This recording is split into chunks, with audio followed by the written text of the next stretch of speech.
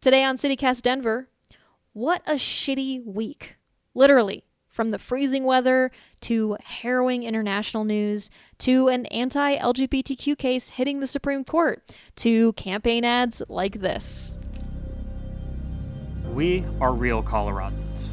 We deserve a living wage, small government that actually works, and freedom of choice. Instead, we have bullshit. Today, we're talking about that gross ad from a Lauren Boebert challenger and the Denver wedding website designer who doesn't want to serve LGBTQ customers. Today is Friday, February 25th, 2022. I'm Alexandra McMahon, and this is CityCast Denver.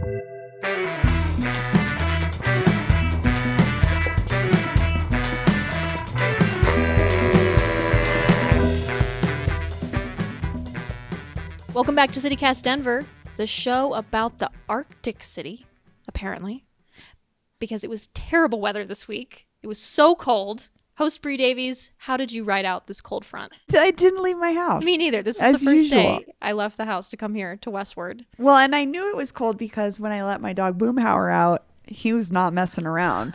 Like, he goes to the bathroom and runs back to the house as fast as possible. So I was like, okay, it's cold. It's very cold. Yeah. Westward editor Patty Calhoun, how about you? What advice would you give Denverites to deal with the cold? Lots of internal antifreeze. So we spent the office deciding it was important to have meetings and running 2 blocks down the street in the cold to have a meeting in a bar. In a bar. And nice. Load up on antifreeze. And it worked fine. Yeah. Oh, yeah, human antifreeze. I was thinking our pipes froze actually this week. Oh, gosh. Which was fine. It turned out fine. Just okay. Greg took a hairdryer to it. I will say the bar I was in last night was packed. Stoney's, which is the closest bar to us, just down the street, packed. Oh, Stoney's. I knew Stoney back in the day when he was a bartender at Streets of London. He's done a great job, too, Lovely with person. the expansion and very local, very fun. They're doing a big crawfish boil this weekend. I think that They looks fun. are? Yeah, I was thinking about going. Oh, I love those. All right, we're not talking about cold. No, we're not talking about crawfish. Today we are talking about a couple different news items that happened this week. The first one, you might have a little bit of deja vu when I talk about this, because when I saw the headlines, I was like, are these old, like 2018 articles that are getting recycled accidentally? But no. So there's a new case that the U.S. Supreme Court picked up this week. It has to do with LGBTQ discrimination. A Denver wedding website designer says it's against her beliefs to serve LGBTQ clients. So obviously you can see parallels here to the Masterpiece Cake Shop case with Jack Phillips that apparently, actually, I didn't realize it started in like 2012, but then the Supreme Court decision didn't come down until about 2018, I think it was. The facts of this new case, though, I'll just run through really quickly and then we'll talk about it. So this graphic designer in Denver, her name's Lori Smith. She's the owner of 303 Creative. And basically, she's not designing wedding websites yet. But so that's what I thought was really interesting and different about this case from Masterpiece is she's not being sued by an LGBTQ couple. She just basically wants the Supreme Court to give her permission to post on her website that she will not serve LGBTQ clients because it goes against her religious beliefs. She wants to post a statement on her website and make that part of her business policies. A appeals court that's based in Denver already heard this case. They already ruled on it last year. They said that Lori posting on her website that she won't serve LGBTQ couples does violate Colorado's Anti-Discrimination Act. So that's why it's getting kicked up to the higher court. So yeah, I mean, I don't know. What Bree, what were your reactions to this when you saw the headlines? She's like, I just want to discriminate just right out the gate. Like, can I please? Right, I know. It had me thinking about my husband and I have been watching reruns of Seinfeld, and there's an episode where Elaine tells Jerry he can't go to a restaurant because the owner gives a bunch of money to anti-abortion groups. And then Jerry's like, okay, well, what about this restaurant? Do they do that? What about your boyfriend? How does he feel about that? And it just made me think about how we can't always I don't know. Do we need to know these things about people? It's her choice, I guess, as a business owner. But like, to me, it's like, I guess if she puts that out there, then I definitely don't want to support her. But I don't know. It's such a bizarre. I feel So like it's interesting. 1950 to me, frankly. I'm like, what? Why do you care? It's not like they're making you go to their wedding. Mm-hmm. You're doing a service that you do for people who are getting married. It's none of your business who they are, what they're about. They're just people getting married. Yeah. Patty, what about you? Well, and then it gets into the whole free speech issue. And because it's a website and she makes websites, and this preemptive strike, it's come the other way, too, with someone who had gone back to Jack Phillips and wanted to get some other kind of cake. But at a certain point, you're just like, tell them on the phone, say, price them high. The old days when you wanted Price to gouge 'em. discriminate.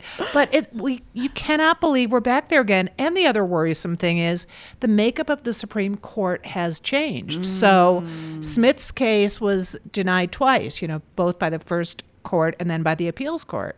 So now the Supreme Court is taking it up with a much more conservative court than when the Jack Phillips case came down. And that one was very narrowly decided. This could give us a broader interpretation. Yeah, I was going to say the one thing that the room for opportunity that I see here in this case, because I feel like the decision with the Jack Phillips case was left a lot of like both sides unsatisfied because the ruling was so narrow and it really hinged on just like the actions of this one commission, the Civil Rights Commission in Colorado. They were like, oh, well, they didn't handle it very well, so we're going to side with the baker. But it didn't really they didn't make a ruling on this larger question of like religious freedom versus LGBTQ rights, right? Yeah, what will be the broader implications of something like this? We'll have to see. And I do want to add, too, that the Supreme Court, when they took up this new case with Lori Smith, apparently they're not going to be focusing on the religious freedom aspect of this case, but just the freedom of speech aspect. So the question is, does Colorado's anti-discrimination law that prohibits businesses from refusing service on the basis of sexual orientation infringe on people's First Amendment rights? So they're not going to be really looking into much. So I don't know. It might be unsatisfying. Right. So you could say on your website, we refuse the right to serve anyone.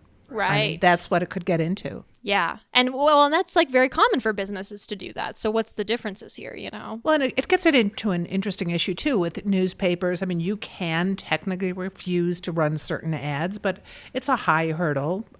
Radio stations can. I mean, it's a high hurdle.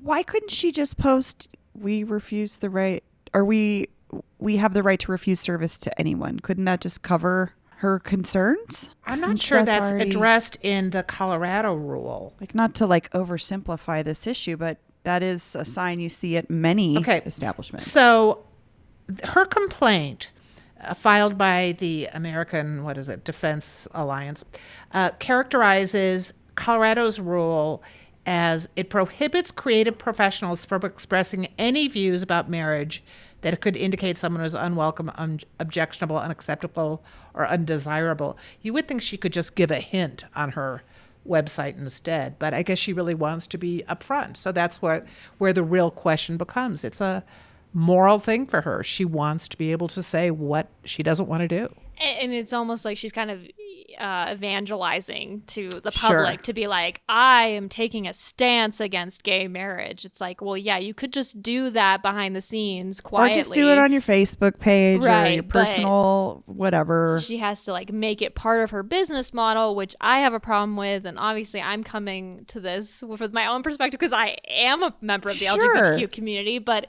I do think it's complicated. There's a gray area. Also, like, just go to the Knot and they make wedding websites are like a dime a dozen. Yeah. Like, there's pre-created. I just went through this a couple years ago.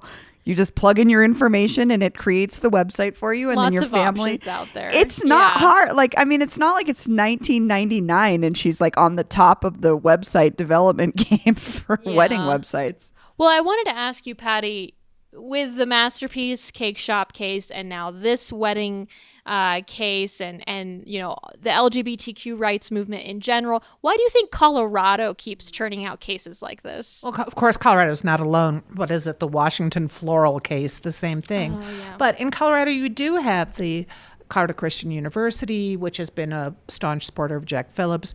You've got activists. You have Colorado always being on the front line of a lot of this too. I mean, remember back in the 70s when a Boulder clerk allowed the first same-sex marriage? Right. Which was quite a controversy. We're always at the forefront of a lot of these social movements, whether it's conservative or whether it's liberal. Because, I was wondering, did Denver feel less LGBTQ friendly like in the 90s or just historically? Because I know it's not always been, because now it's ranked as like one of the top in the country for in terms of like LGBTQ friendly. Well, sure. I mean, we started Westward in 77, and you just begin to see people were coming out of the closet, clubs were coming out of the closet. So it's become certainly much more friendly over the years, but then you get the backlash coming back too.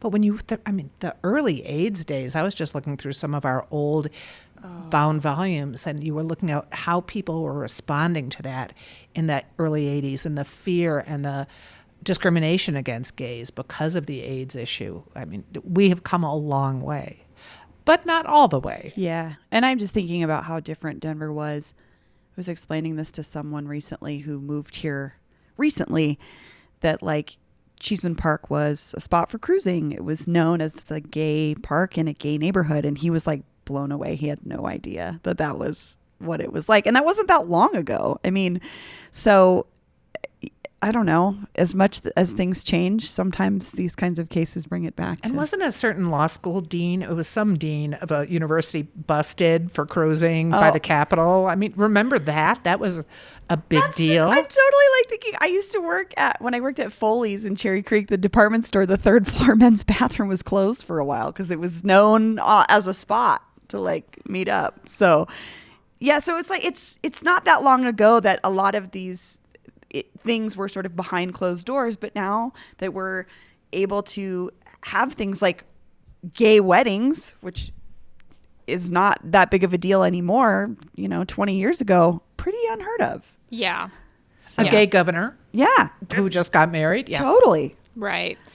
And that's leading to the rise maybe in these cases, because it's like, 20 or 30 years ago, it wasn't even a question of like, should people serve gay couples for weddings, because it wasn't even on the table. It wasn't an option. Yeah. There were no cakes. So, I mean, it'll be interesting to see. I think I don't know what the timeline of this Supreme Court case is. I think it's, we're probably going to be in this for a little while. Well, it won't be till this fall that they actually take it up. And then it depends on how long it takes them to put out their decision. Well, good luck, Lori.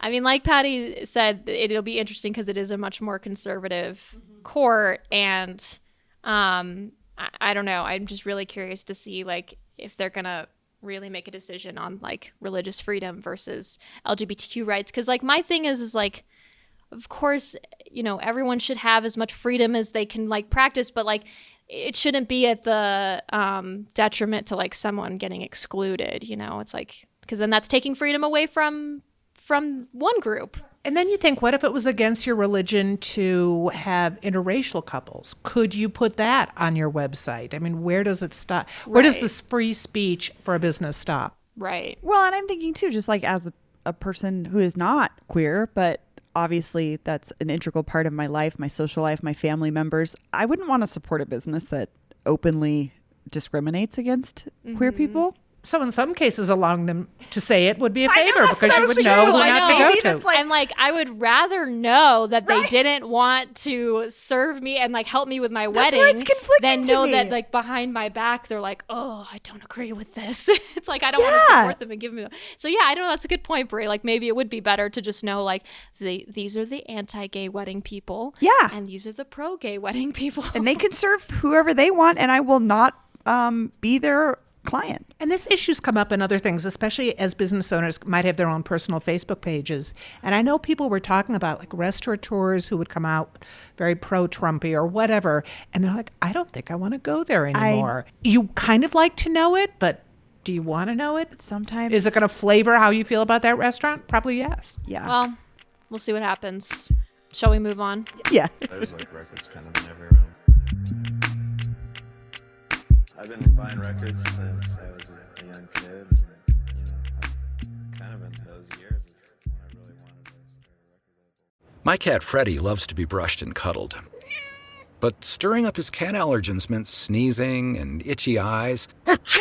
Then I found Purina One Live Clear. It's cat food that reduced the major allergen and my suffering in as little as 21 days. Now, we feel closer than ever. If you have issues with cat allergens, you really need to try Purina One Live Clear. Try new Purina One Live Clear today. Purina One, a difference from day one.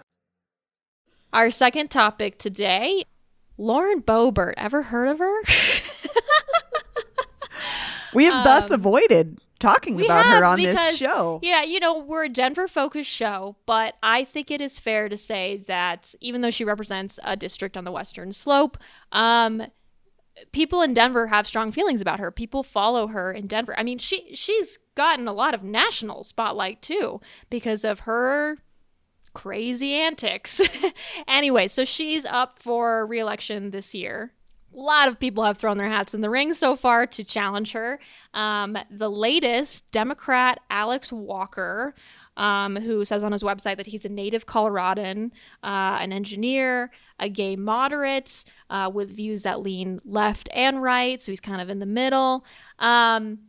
He released his first campaign ad this week, and it was a shit show campaign ad, I think you could say.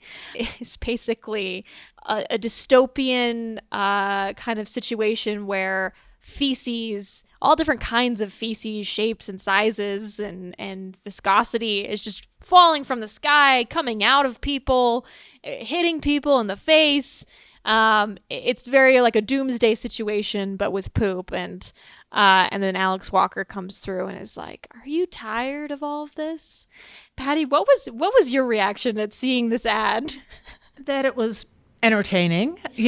There are 10 Democrats currently running against Boebert. 10, including a former Westward staff writer who moved on to Pueblo so he could do it.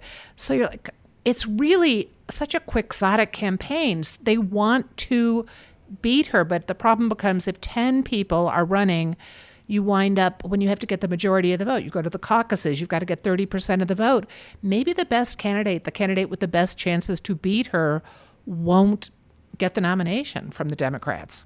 I think about Lauren Boebert's campaigning and the work that she does publicly, and the thing that I would want to counter that insanity with is like calmness and like just straightforward. These are the things that I want to do. Not a 2-minute video that has poop all over it and poop sounds. Like, I'm hoping we're going to play some of it.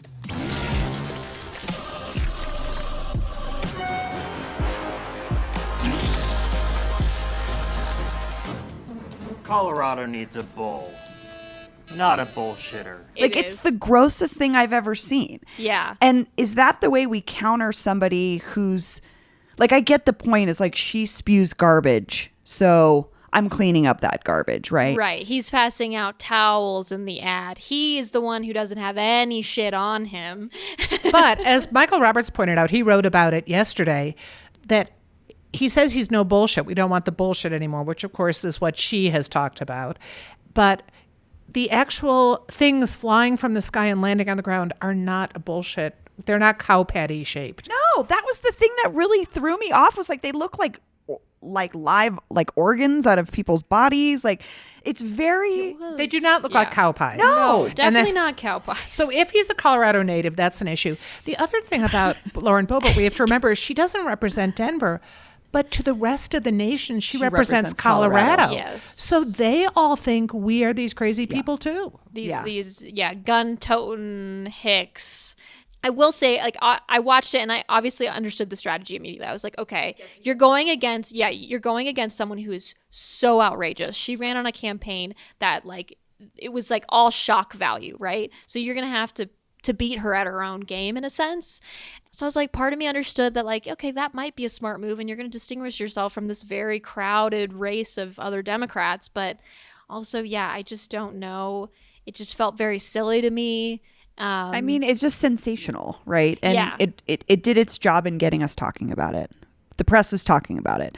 However, if anything I've thought about coming out of the Trump situation is we're exhausted by these kinds of political figures. And I don't think that he separated himself from her as much as aligned himself in the lengths that he would go to be ridiculous. Like, I wouldn't vote for that person, because if I was in the, if I could vote for him, I would be like, well, I don't want another ridiculous person. One cow pie falling from the sky could have done it. Oh It my went God, on that's what and I thought on. Too. It was like, when does it get 2 minutes? That's like an eternity in internet world. Yeah. And like all different kinds of like people were like spewing the shit. And the guy running to save his daughter. Oh I mean, my it's just God. I do have to give him credit. I don't know who he worked with or how much money he's raised, but I was like, the production value on this video is amazing. I mean, it looks despite like our a Hollywood concern film. about the issue at hand, Yeah. not being realistic. Yeah, but I mean, you're talking about a crowded field, Patty. You mentioned that. 10 other, people. I wonder how much money he has raised to turn out like an ad like this. Well, I think he just announced yesterday. Yeah. I mean, 2 days ago, right as the ad came out. And I think it said that all of the Democratic challengers together had raised a paltry, 13% of what Lauren has raised. Oh, wow. She's got millions in the bank, and she's got, recognition and, being the incumbent, all these things. She has a base, just like Trump. I mean, it's the same as Trump's Absolutely. base. And she has Republican competitors too, but they've True. got that's going to be a really tough road. So I think to get rid of her, the best bet would be a great Democratic candidate, but who knows who will emerge. The first debate, there's one in Garfield County Right. this weekend. Yes, it's like a candidate forum. So we'll see if Alex Walker distinguishes himself and maybe talks, because he didn't really talk about policy at all in the ad either. I mean, I think he made one quick reference to Coloradans deserve like a living wage, and It was very vague. It was just very, very vague. If I were a competitor, I'd be tempted to take an umbrella. I mean, you just That'd don't be know funny. what'll follow him. So Patty, you kind of hinted at this earlier, but why do you think we should care about this race here in Denver? Well, for a variety of reasons. Just because you are elected from the 3rd Congressional District doesn't mean you don't have Colorado in mind and other parts of Colorado. And frankly, there are people on the Western Slope who aren't thrilled with her either. There are a lot of issues that go across and the Eastern Plains. I mean, we don't have that many congressional representatives. Well, it'll be up to 8, but it doesn't hurt to have people making sensible policy, no matter which part of the state they represent. Yeah, and it just goes back to that PR issue too. Like, she represents Colorado. Denver's the capital city. This person speaks for us to a certain extent, and it's embarrassing. I mean, among other things, and dangerous. Yeah. It'll be really interesting to see as like the campaign cycle continues, if Alex Walker continues on this strategy of just like shock, like be as outrageous as possible. And then if voters do elect him, I mean, it's just like, what does that say about us? Is like politics just becomes this like even more chaotic, like it's just all like performance art, right? Totally. Well, I wish it was that good. It wasn't anywhere near that I good. shouldn't call it an art. Yeah, it was not performance art. It's just really gross. Oh man. All right. Any other final thoughts about that one? I just never want to see that ad ever again. But I will say this, you refrain from talking about Lauren Boebert. We talk about her as much as possible just because that's always one of the funny things when people think, liberal, newspapers are so liberal, they only want to elect liberals. And we're like, I would miss Lauren Boebert because she always gives us material. It's true. Yeah, it's hard to resist calling her up and getting some juicy soundbite from her. Or just pulling a tweet. I mean, she just gives it out for free. The Christmas card, I think, from last year with her family. And they everybody all was had so their mad. own, like, giant guns. But I feel like people were more mad that one of her kids was wearing like a Green Bay Packers. Right, and someone had the LA Rams one. priorities here. Right. Like, do you know where you're from? It does my show the state is a little divided. Yeah. This is Broncos country. Oh, well, so like Patty mentioned earlier, the first candidate forum for that race is February 26th. Alex Walker will be a part of that, along with other Dems vying to go against Boebert. So we'll see how that shakes out. And thank you so much, Patty, for joining us again. Oh, my pleasure. Thanks for hanging out here. Thanks, guys. This was great. That's all for today here on CityCast Denver. Our producers this week were me, Xandra McMahon, Paul Caroli, and Carly Jones. Peyton Garcia writes our morning newsletter. Bree Davies is our host. Our music is by Los Mocachetes, with additional mixing by Tyler Lindgren. In today's episode, you also heard tracks from the local artist Cedric Avenue. If you want to hear more of that music, head over to the show notes and click the Bandcamp link. Also, please subscribe wherever you get your podcasts. Rate us 5 stars wherever you can. Follow us on Twitter at CityCastDenver. Shout us from the rooftops. You can sign up for our daily newsletter and learn more about us at denver.citycast.fm. We'll be back on Monday, and until then, stay warm out there.